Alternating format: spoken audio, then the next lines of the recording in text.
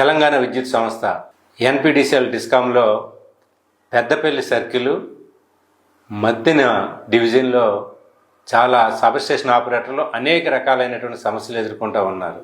దాంట్లో సుమారుగా ఈ మధ్యన డివిజన్లో 22 నుంచి 23 సబ్స్టేషన్స్ ఉన్నాయి. కార్మికులకి పడరాని కష్టాలు, అంటే ఇది ఒక పబ్లిక్ సెక్టారు, గవర్నమెంట్ సంస్థ, ఈ గవర్నమెంట్ సంస్థలో పనిచేస్తున్నాము అనే సాటిస్ఫాక్షన్ కూడా కార్మికులకు లేనటువంటి పరిస్థితి. ఇవన్నీ కూడా 33/11 kV సబ్స్టేషన్స్. దీంట్లో ఎంత ఇబ్బందికరమైనటువంటి పరిస్థితి ఉన్నదని అంటే, ఒకటే కాంపౌండ్ వాల్స్ ఉండవు, దొంగతనాలు జరుగుతూ ఉంటాయి. దొంగతనాలు జరిగితే ఎవరు దానికి బాధ్యత చేస్తున్నారని అంటే 33/11 kV సబ్స్టేషన్ ఆపరేటర్ని దొంగతనాల పేరు మీద పోలీస్ కేసులు పెడతా ఉన్నారు. ఫినిషింగ్ ఉండదు, కాంపౌండ్ వాల్ ఉండదు, వాచ్మెన్ కూడా ఉండడు. ఇది నెంబర్ 1 సమస్య. కూడా ఏఈలు పట్టించుకోరు, ఏడీఈలు పట్టించుకోరు, డిఈలకు అసలు సమస్య లేదు. అట్లాగే అన్నింటికంటే అత్యంత కీలకమైనటువంటిది ఈ సబ్స్టేషన్లు. ఈ మంతిన్ డివిజన్లో ఉన్నటువంటి 22-23 సబ్స్టేషన్స్లో సుమారుగా 15-16 సబ్స్టేషన్స్లో గడ్డి బాగా పెరుగుతూ ఉంటుంది. ఇప్పుడు వర్షాకాలంగా పోయి ఇప్పుడు శీతాకాలం వచ్చింది కాబట్టి మరింత బాగా పెరుగుతూ ఉన్నది గడ్డి. మరి ఈ గడ్డిని ఎవరు కట్ చేయాలి? సమస్య అది. ఒక సబ్స్టేషన్ ఆపరేటరు స్కిల్డ్ ఎంప్లాయీ, ఒక స్కిల్డ్ ఎంప్లాయీ సబ్స్టేషన్లో ఉన్నటువంటి గడ్డిని కట్ చేయాలా? ఇది మా United electricity employees union CITU రాష్ట్ర అధ్యక్షుడిగా నేను అక్కడ ఉన్నటువంటి డిఈని ఎస్సీని ప్రశ్నిస్తున్నా. ఒక స్కిల్డ్ ఎంప్లాయీ గడ్డి పీకడానికి ఉన్నాడా, లేదా సబ్స్టేషన్ ఆపరేషన్ చేయడానికి ఉన్నాడా? అయితే సబ్స్టేషన్ ఆపరేటర్లే ఎంత అమాయకత్వంగా ఉన్నారో సబ్స్టేషన్ ఆపరేటర్లు. లేదనుకుంటే ఏఈలు ఏడీఈలు భయపెట్టి ఆ పని చేపిస్తున్నారో తెలియదు. కానీ ప్రతి సబ్స్టేషన్లోనూ ప్రతి నెలకి గడ్డి కట్ చేయడానికి గడ్డి మందుని వస్తుంది. ఆ గడ్డి మందుని 1000 రూపాయలు పెట్టి కొంటారు ప్రతి నెలను. అంటే డిపార్ట్మెంట్కి ఎదురు పెట్టుబడి పెడుతున్నారు ఆపరేటర్లు. వచ్చే జీతమే చాలా తక్కువ, డిపార్ట్మెంట్కి గడ్డి మందుకి 1000. ఆ గడ్డి కట్ చేయడానికి మిషన్కి 500. అట్లాగే ఎవరన్నా ఒక కూలీని తెచ్చుకుంటే సపోర్ట్గాను అతనికి 700. అంటే ప్రతి నెల ఒక సబ్స్టేషన్ ఆపరేటర్లో 2200 రూపాయలు డిపార్ట్మెంట్కి ఎదురు పెట్టుబడి పెడతా ఉన్నాడు. డిపార్ట్మెంట్ నుంచి ఏమొస్తుంది అనేది మన అందరికీ తెలుసు. అంటే ప్రతి నెల 2200 రూపాయలు ప్రతి ఆపరేటర్ కూడా ఖర్చు చేయాల్సి వస్తుంది. అంటే ఇంతకంటే దుర్మార్గమైనటువంటి పని ఏమైనా ఉందా?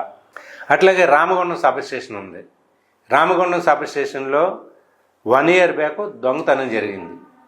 1 year బ్యాక్ జరిగింది. అంటే అక్కడ కనీసం 4 కూడా లేపలేనటువంటి ఏబీ స్విచ్ దొంగతనం జరిగింది. ఈ సబ్స్టేషన్ పరిస్థితి కూడా అంతే. చుట్టుముట్టు ఫినిషింగ్ లేదు, వాచ్మెన్ లేడు, ఎవరో లేడు, ఒకే సబ్స్టేషన్ ఆపరేటర్ ఉంటాడు. ఈ దొంగతనం ఎందుకు జరిగింది, ఎవరు చేశారు అని పరిశీలన చేయాలి, పోలీస్ కేసు పెట్టి ఎంక్వైరీ చేసుకోవాలి, ఇవన్నీ చేయాలి. ఆపరేటర్ మీద దొంగతనం కేసు పెట్టింది డిపార్ట్మెంట్.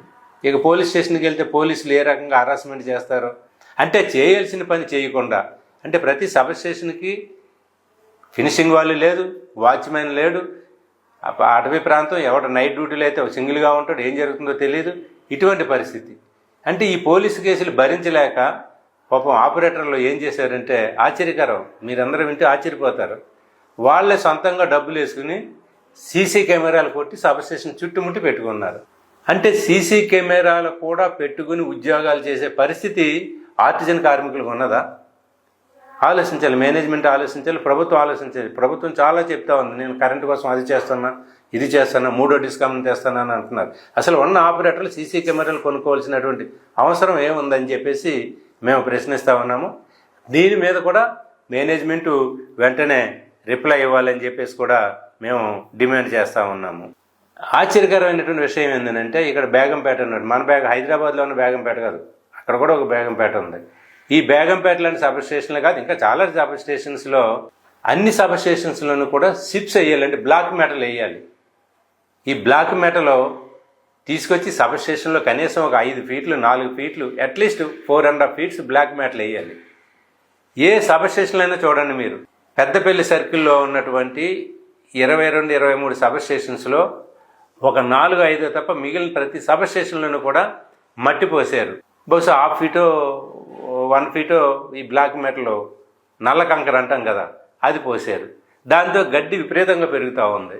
కాంట్రాక్టర్ ఏం చేశాడు? కాంట్రాక్టర్కి ఇచ్చినటువంటి కాంట్రాక్టులో అగ్రిమెంట్లో ఎన్ని ఫీట్లు మెటల్ వేయాలి, మట్టి పోయాలా మెటల్ వేయాలా, జనరల్గా టెక్నికల్ అంశం కాబట్టి అది మెట్లే పోస్తారు, గడ్డి పోయారు, మట్టి పోయారు. మట్టి పోస్తే గడ్డి పెరుగుద్ది. ఇప్పుడు జరిగింది అదే కదా. ప్రతి సబ్ స్టేషన్లోని గడ్డి పెరగడానికి కారణం కాంట్రాక్టరు మట్టి పోసి ఆ పైన ఏదో అధికారులకు చూపించడం కోసం, ఇన్స్పెక్షన్ కోసం చూపించడం కోసం మెట్ల పోసాడు.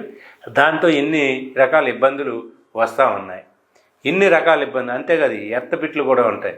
ఎర్తపిట్లు సహజంగా 9 feet నుంచి 12 feet వేస్తారు. దాంట్లో బొగ్గేస్తారు, ఉప్పు వేస్తారు, ఇవన్నీ అసలు కుండీలు కడతారు వాటికి నీళ్లు పోయడానికి.